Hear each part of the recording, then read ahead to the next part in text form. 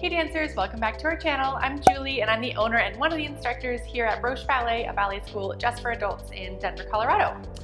Today I want to talk to you about Grande Allegro. So we're going to break down the most common Grande Allegro combination in a beginner or advanced beginner ballet class.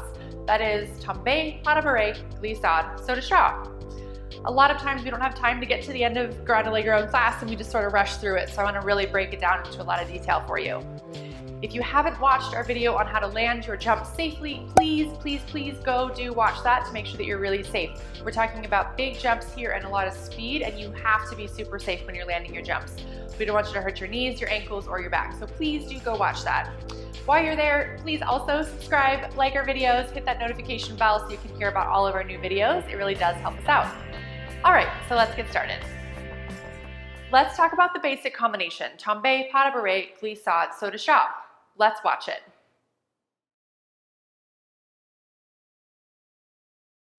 Okay, starting with tombe. So we usually start in B+ for this combination. That's on one turned out leg with the other one behind it. Or you can think about being in attitude back and lowering your back leg down until that leg kisses the back of the other knee. Make sure you don't turn your back leg in and that your back leg is turned out so that the inside of your legs are touching each other. So that's where we start. A lot of times we'll do a little allongé on 7/8 to prepare. Then we tombe. Tombe is just a fall. A lot of times we only use one arm with it so that we can present the other arm in the pas de bourrée. So we go tombe, same arm as the leg.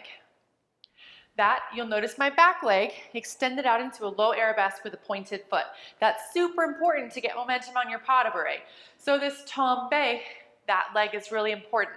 Make sure you don't start by dropping your back either. Keep that back nice and tall as we tombe. Don't go here because then you're gonna lose all of that speed to come into the pas de bourrée. So we're gonna go tombe, and then on the pas de bourrée, we're gonna go back, side, front.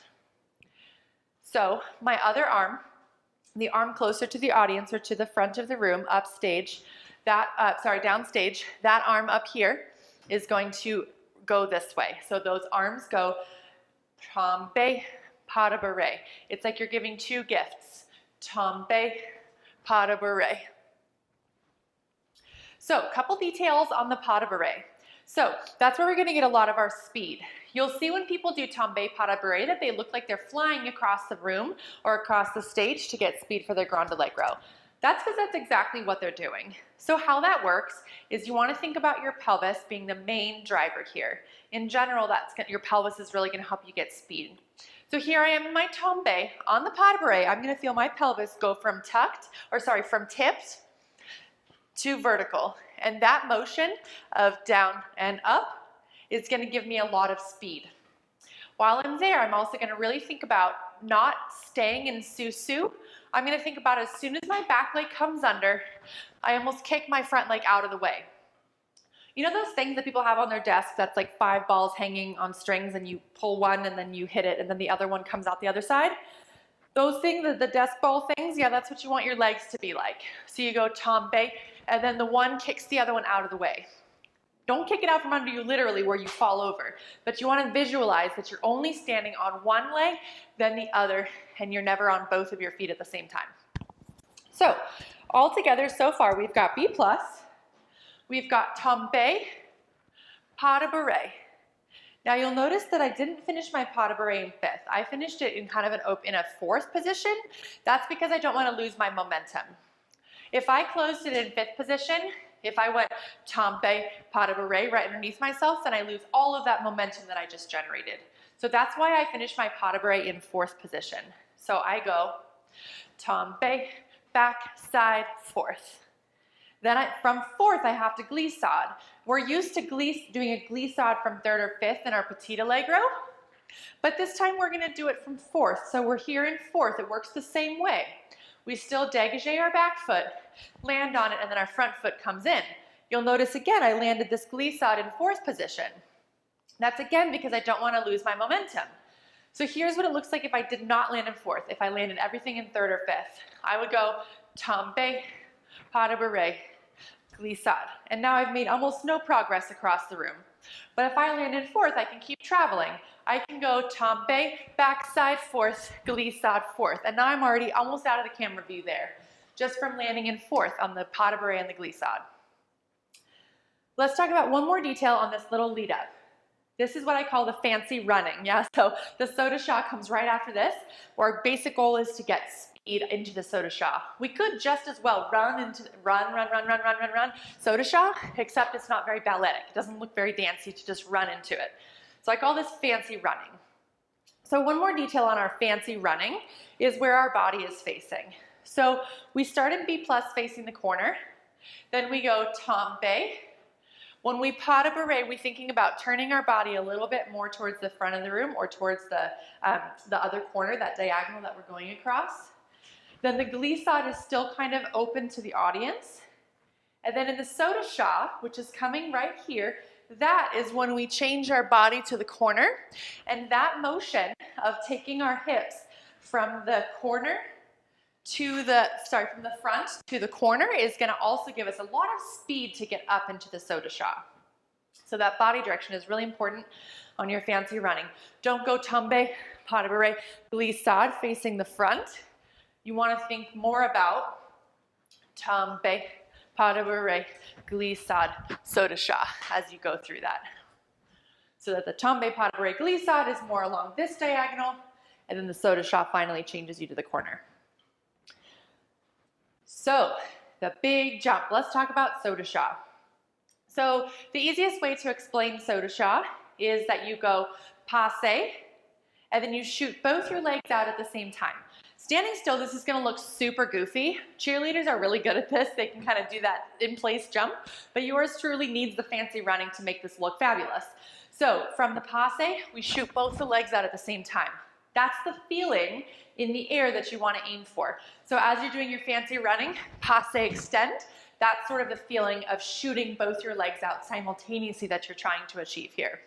So passe, out.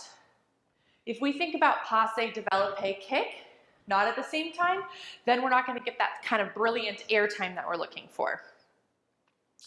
So a couple more things on this saut de chat. So we're here in our fourth position on our glissade. As we change our body to the corner, that's going to happen on the passe. So we're here in the glissade, then we go passe, arms come through first, and then we shoot out to the saut de chat. I prefer third arabesque arms. Some people will do first arabesque arms or even high fifth arms. They're all fabulous. But either way, after your glissade, the arms come through and then extend with the leg. Make sure if you're doing third arabesque that they don't shoot out in front of you and pull your shoulders with. It's got to have an openness in the chest, or else it's going to look a little bit crazy, like you're reaching for something or reaching for that foot, which we don't want to have it happen. Everything's got to look effortless. Okay, last tip on the saut de chat is when you're at the top of the saut de chat, I want you to think about a cambre back. I know this probably sounds counterintuitive because it feels like we need to go forward, but your saut de chat really should have kind of an upward feeling to it. And if you can cambre back in the air, then that's going to give you the ability to kind of hang back a little bit and feel like you're floating in the air for just a sec. So as you're up there, you go passe, and then think about a little cambre back at the top of your saut de chat to give you the feeling of lifting, as well as not having you fall over your front leg. That's going to help you keep your back up in your landing as well. All right, so let's go through the fancy running, the saut de chat, incorporate all of those tips. I'm going to add one more tip in there, and then we'll try the whole thing together. So we start in our B+.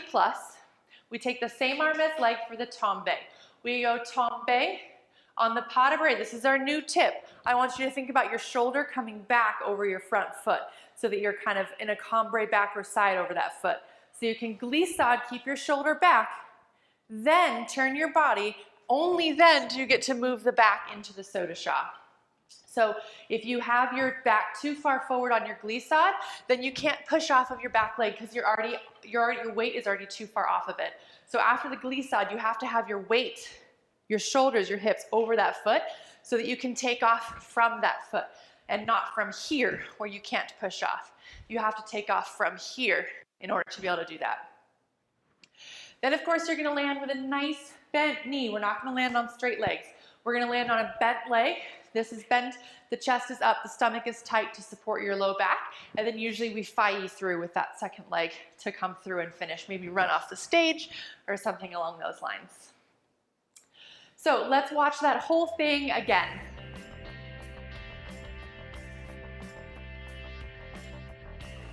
All right, dancers, that is all for today. I hope this video really helps you have fun with your Grande Allegro at the very end of your ballet classes. Until next time, don't forget to like, subscribe, share, all that good stuff. Take care.